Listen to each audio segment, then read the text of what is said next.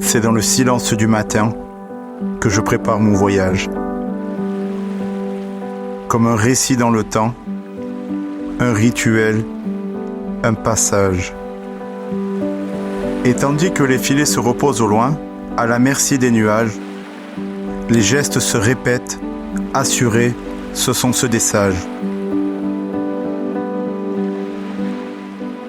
L'histoire que je vais vous raconter prend racine ici, à Saint-Jean-Cap-Ferrat. Elle traverse les époques, évoquant les liens, les souvenirs, les espoirs, et la vie d'un territoire et d'une communauté sur plus d'un siècle. L'histoire que je vais vous raconter, c'est celle de pêcheurs, de rois, de grands industriels, d'artistes ou de gens simples comme vous et moi. L'histoire que je vais vous raconter, c'est mon histoire. C'est notre histoire.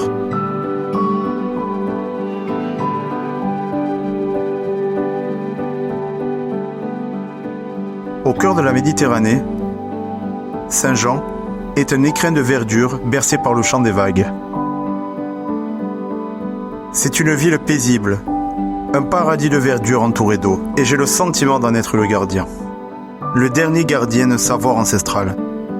Le dernier pêcheur de Saint-Jean-Cap-Ferrat.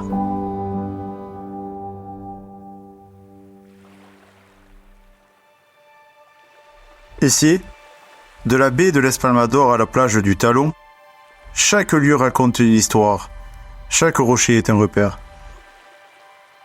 Depuis mon plus jeune âge, la mer a été mon guide, mon terrain de jeu, mon univers. Je l'ai vu danser sous le soleil, se fâcher lors des tempêtes, et toujours, elle m'a offert ses trésors. Ce lien profond avec la mer, je le dois à mes ancêtres pêcheurs. À travers moi, cet héritage continue de vivre, de respirer. Car ici, on ne devient pas pêcheur, on est pêcheur. L'histoire de ma famille remonte à 5 générations, quand Saint-Jean n'était qu'un village de pêcheurs et qu'un quartier de Villefranche-sur-Mer. C'est à ce moment-là que le premier alari plongeait ses filets dans ses eaux. À cette époque, bien sûr, pas de moteur. On partait à la rame sur les pointus, parfois même loin et pendant plusieurs jours. On pêchait aussi depuis la côte à l'épervier, un filet à main qui permettait d'attraper les loups, les sopes et les mulets et de remplir les gamelles. Pendant que les hommes allaient à la pêche, les femmes, elles, quittaient les petites maisons du port avec plusieurs kilos de poissons sur le dos. Elles gravissaient à pied le Mont Boron pour les vendre de l'autre côté, à Nice, place Saint-François. Car il faut savoir que la vie était belle, mais dure. Ma grand-mère, elle m'en peut raconter parce que j'étais très près d'elle. C'était assez difficile parce que premièrement, il n'y avait pas la motorisation, c'était à la voile. Et lorsqu'ils partaient pêcher un peu éloigné du port, à l'aviron et à la voile, on ne pouvait pas rentrer tout le temps. Donc ils vivaient pratiquement à bord. Minimum, c'était de l'après-midi au lendemain au moins. Et quelquefois, ils partaient aussi plus loin. Ils partaient, je sais que mon grand-père paternel partait avec ses 2 fils, Alary Antoine et Alary Joseph. Ils partaient faire la saison sur Aguet, dans le Var. Ça, j'ai jamais compris le pourquoi. Il ne devait pas y avoir assez de poissons sur Saint-Jean, donc ils passaient là-bas. Et là, ils vivaient à bord pratiquement. Même lorsqu'ils étaient ici, ils pêchaient souvent du côté de Monaco, au Cap d'Aille. Et donc, ils ne pouvaient pas rentrer toutes les heures qu'ils faisaient à la pêche, ils le faisaient sur place. Et puis, ma grand-mère, je crois qu'elle prenait le train jusqu'à la gare de Cap d'Aille. Cap d'Aille, elle prenait le poisson pour venir le vendre là, sur la commune ou sur Nice. Ça devait pas être rigolo, hein, je pense. Lorsque vous êtes à 3 sur un bateau qui fait 6 mètres de long, il n'y a pas de moteur, il n'y a que 2 paires d'avions. 2 paires d'avions et la voile pour soulager un peu, ça devait être assez dur. Et comme la pêche ne suffisait pas toujours à nourrir tout le monde, certaines familles cultivaient aussi la terre. Mais la pêche, pour nous, était plus qu'un métier. C'était un mode de vie qui s'organisait au rythme des saisons, dans un environnement naturel et incroyable. Et Dieu merci qu'il est toujours là. Le printemps, hier comme aujourd'hui, est toujours synonyme de miracles et de belles prises. Les anciens le savaient. Ils avaient leurs repères. Par exemple, ils disaient « La lune a l'aileron » quand un halo était visible. Cela veut dire qu'il y a du vent et que la pêche va être bonne. Ou encore ils savaient, lorsqu'ils se levaient le matin et que le ciel était rouge, qu'une tempête allait éclater pendant la journée. On dit que c'est maritain, et il valait mieux savoir lire ces signes si on voulait vivre. À défaut de longtemps, au moins le plus longtemps possible. D'ailleurs ici, toutes les pierres portent un nom. Ce sont des repères pour nous les pêcheurs. Les mêmes depuis longtemps, les mêmes que mes aïeux. La Seigne, par exemple, le plus important quand on sort de Saint-Jean. C'est la fin de la Posidonie, et elle permet de nous repérer grâce à la limite des pins du Montalban.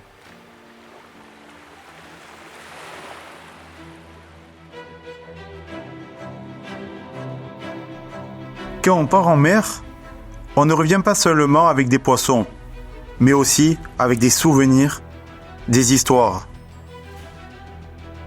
D'ailleurs, je me souviens de cette fois où la mer a failli m'emporter avec elle, au large des Douaniers. C'est une vague qui a frappé mon bateau et m'a mis à l'eau. Pendant plusieurs heures, je me suis cramponné à celui-ci en luttant pour ne pas être aspiré par l'hélice en furie.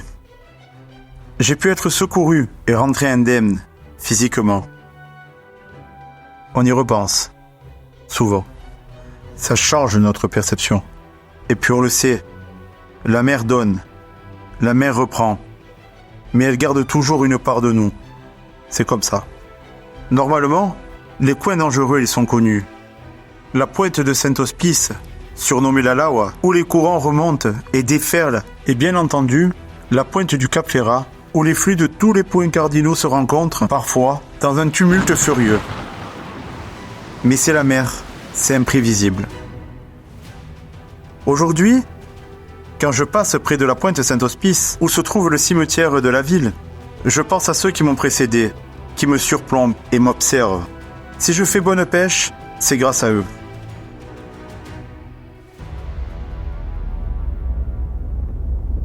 L'histoire de Saint-Jean-Cap-Ferrat est riche et complexe, marquée dès l'Antiquité par la domination romaine. Notre presqu'île était connue sous le nom d'Anao par les Grecs, qui l'avaient baptisée ainsi.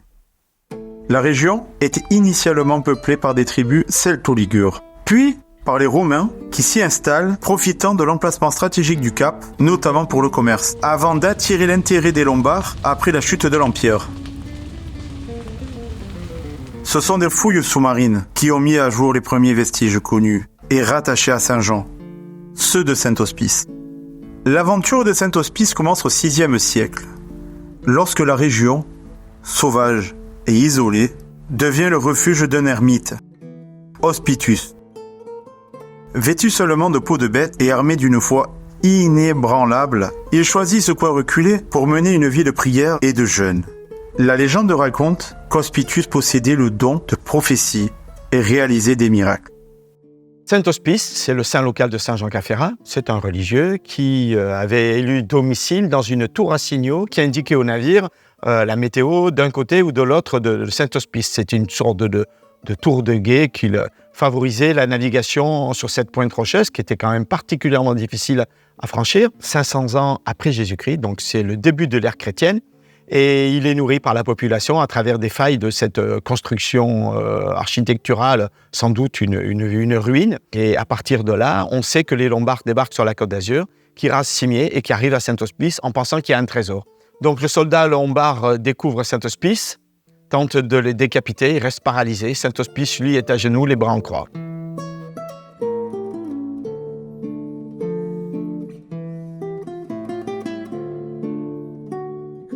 Après sa mort, la dévotion envers Hospitius ne fit que croître.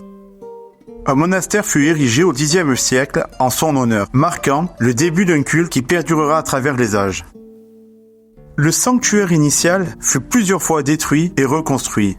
En dépit de cela, nous, pêcheurs de Saint-Jean, lui avons toujours rendu hommage. Plus tard, le Cap Ferrat jouera un rôle crucial dans le contrôle de la navigation en Méditerranée, servant de repère aux navires voguant dans la région. Son emplacement offre un abri sûr contre les tempêtes et un point d'accès aux routes commerciales vitales. Au fil des siècles, le paysage du Cap Ferrat évolue, passant d'un poste avancé militaire et maritime à une résidence de choix. Les fortifications sont remplacées par des villas et les terres agricoles se transforment en jardins luxuriants. Cependant, c'est avec l'arrivée de la belle époque que Saint-Jean-Cap-Ferrat commence véritablement à prendre l'aspect exceptionnel qu'il revêt aujourd'hui.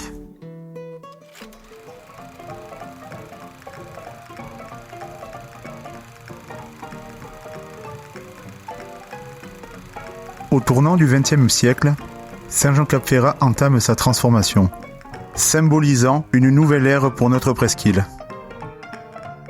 C'est à cette époque, en 1904, que la commune devient indépendante de Villefranche, dont elle n'était qu'un quartier, s'appelant d'abord Saint-Jean-sur-Mer avant de devenir Saint-Jean-Cap-Ferrat.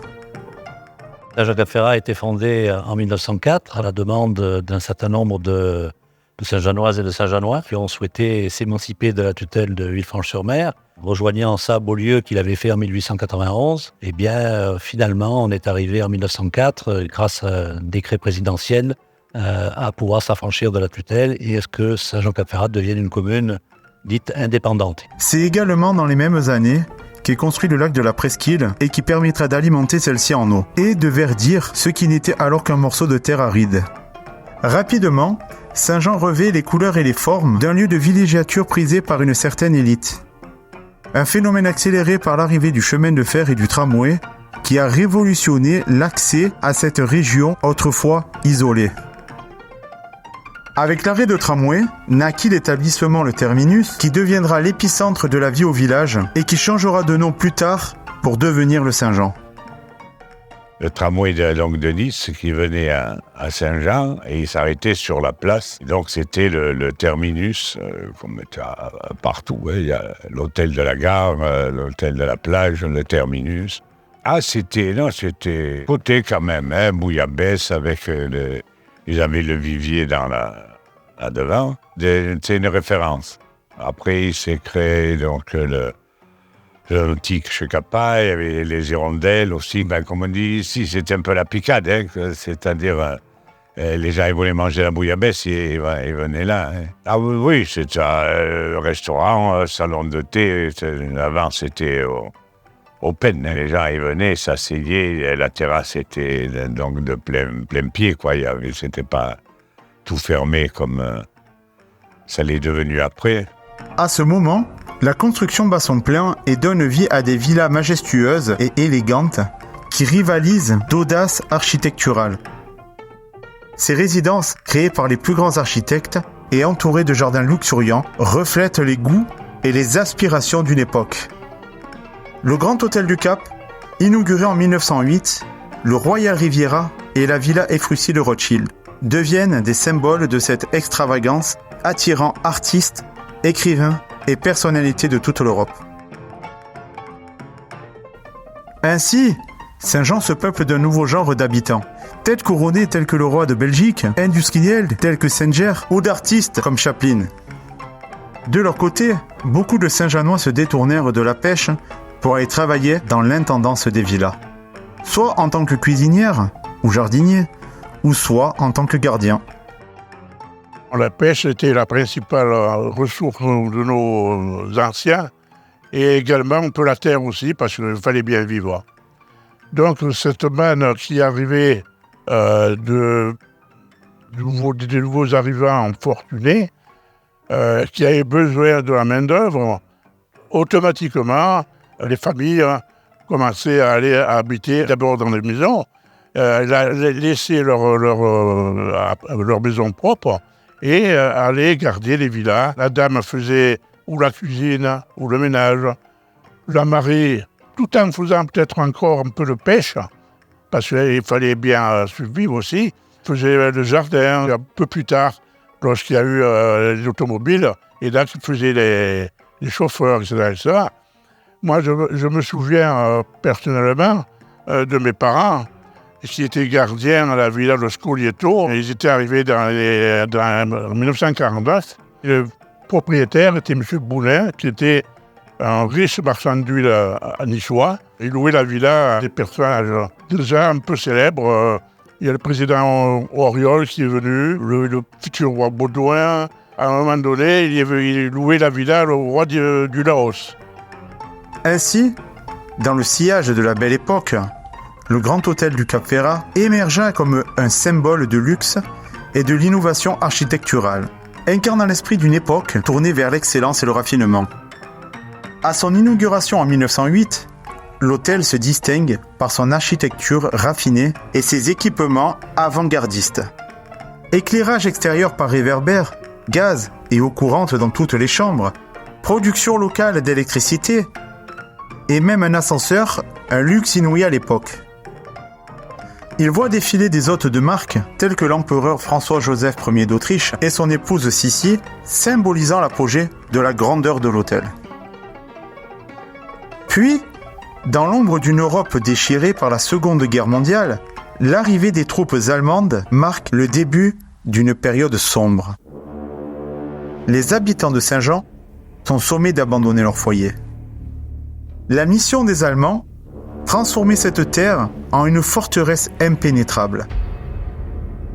Des blocos en béton armé émergent à la pointe de Saint-Hospice et au Cap Ferrat, creusent des galeries souterraines et minent le port, entravant tout accès au bord de mer par des barbelés.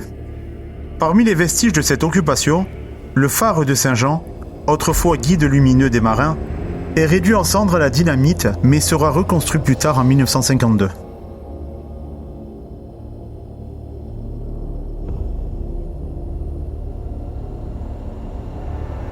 Fait étonnant de cette période, la statue du pêcheur à l'épervier, victime des réquisitions nazies visant à collecter des métaux, se retrouve cachée à Nice, dans le quartier de Riquier.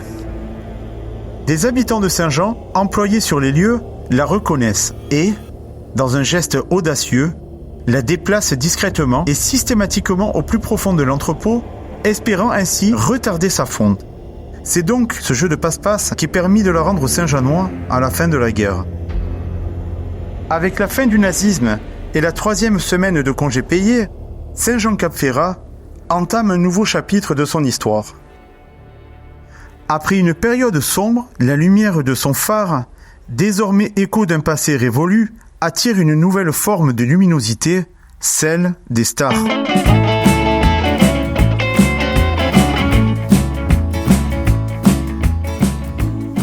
La seconde moitié du XXe siècle voit Saint-Jean-Cap-Ferrat se transformer en un havre pour les artistes. Les écrivains, les acteurs, les chanteurs, une constellation de talents illuminant notre ciel méditerranéen de Cocteau à U2.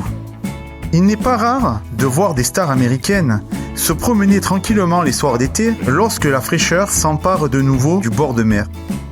Dans les années d'après-guerre, un visiteur illustre trouve également refuge sur les rivages tranquilles de notre port. Éloigné des tumultes de l'histoire et des responsabilités pesant sur ses épaules, Winston Churchill se plaît à capturer, pinceau à la main, la lumière éclatante de la baie. Passionné de peinture, il cherche dans ce cadre serein non seulement un repos bien mérité, mais aussi une source d'inspiration profonde pour ses œuvres.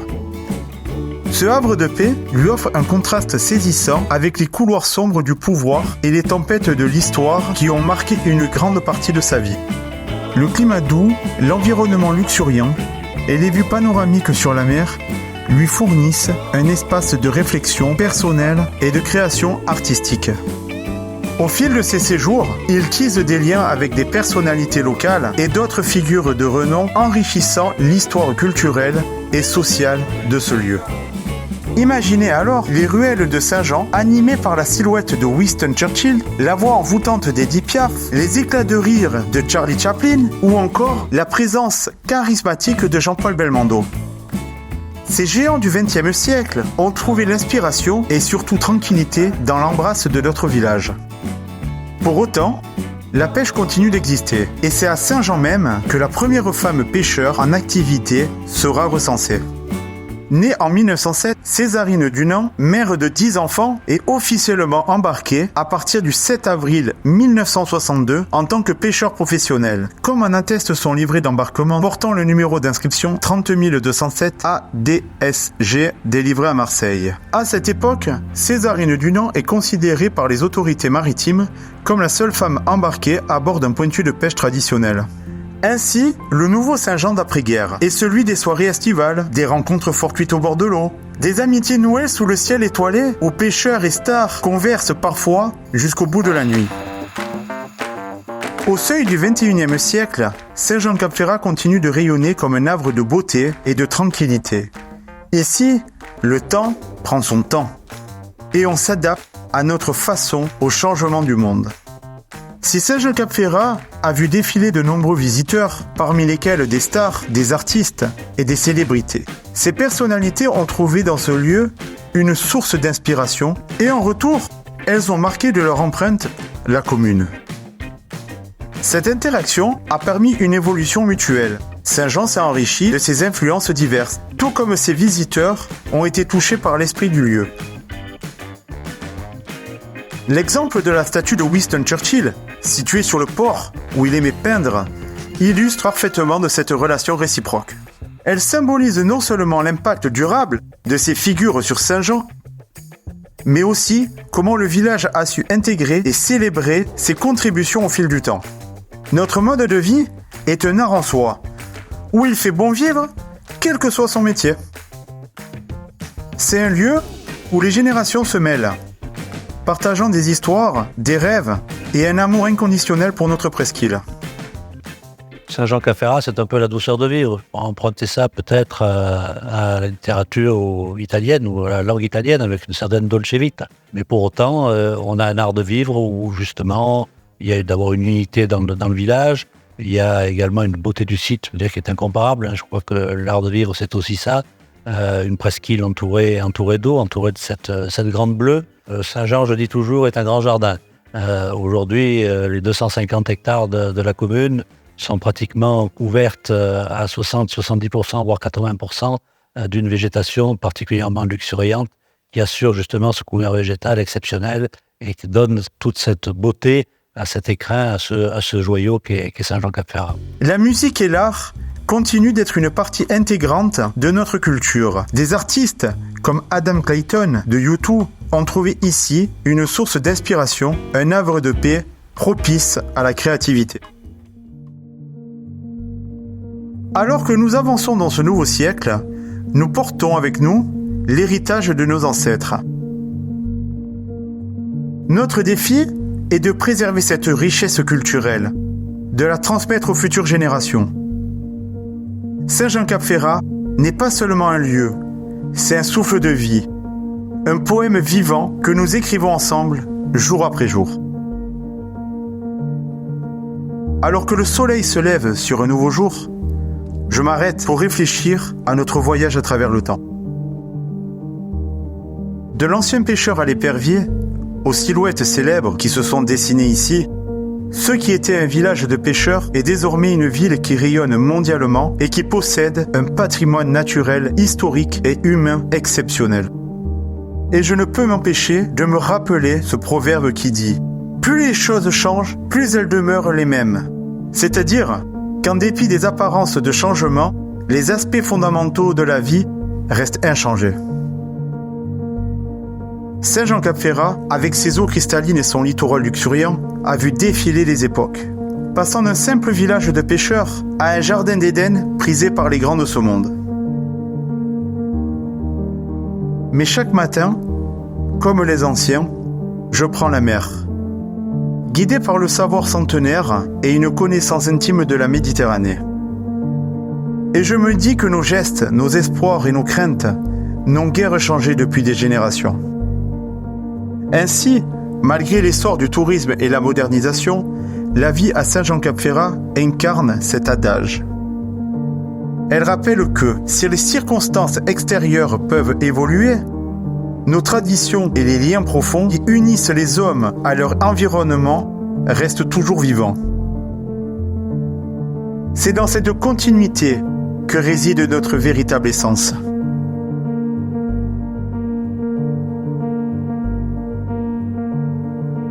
Notre rôle, en tant que gardien de ce trésor, est de veiller à ce que cet esprit continue de briller, lumineux et fort pour les générations à venir. Cela implique de préserver notre environnement et nos traditions, tout en embrassant le changement, et de raconter nos histoires, tout en écoutant celles des nouveaux venus. L'avenir de Saint-Jean-Cap-Ferrat se trouve dans les mains de ceux qui aiment ce lieu. En eux réside la promesse de continuité, l'engagement de maintenir vivant l'esprit de notre communauté. C'est un avenir que nous écrivons ensemble, une page à la fois. En tant que dernier pêcheur de cette terre, je vois mon rôle non seulement comme celui qui récolte les fruits de la mer, mais aussi comme un conteur, un passeur de mémoire. Je partage ces histoires avec l'espoir que cet héritage soit une inspiration pour tous ceux qui cherchent la beauté et la paix.